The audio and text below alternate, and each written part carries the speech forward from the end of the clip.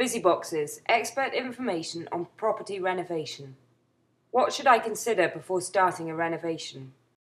The first thing you need to consider before you start a renovation is why you're doing it and is it the right thing to do. There is no point building a huge extension on a property where the market in that area does not warrant such a thing. So first things first, am I actually making the right decision to do some kind of renovation? At the end of the day, what you don't want to do is spend a lot of time and money doing a place up only to discover that you haven't actually added in the amount of value that you've spent getting to that point.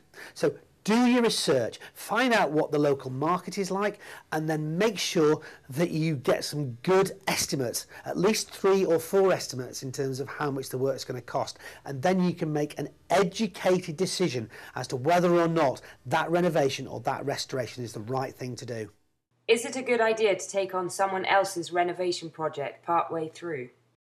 Most builders hate taking on a partially completed project, but to my mind, if the work's been done to a good standard, then it can actually save you a lot of trouble. The key is to have it checked out. Has the work that's already been done to meet building regulations? Has it got planning permission? Things like electrics, have they been done to the current regulations? But if you have that checked out, then it could be the work that's been done could give you almost like a leapfrog to getting the project completed quickly. How can I keep the cost down on a renovation project?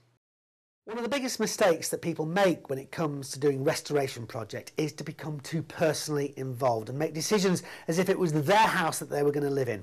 You want to make sure you keep costs down and you do the house up in a manner that's fit for purpose. There's no point putting gold-plated taps and power showers into something that doesn't warrant it.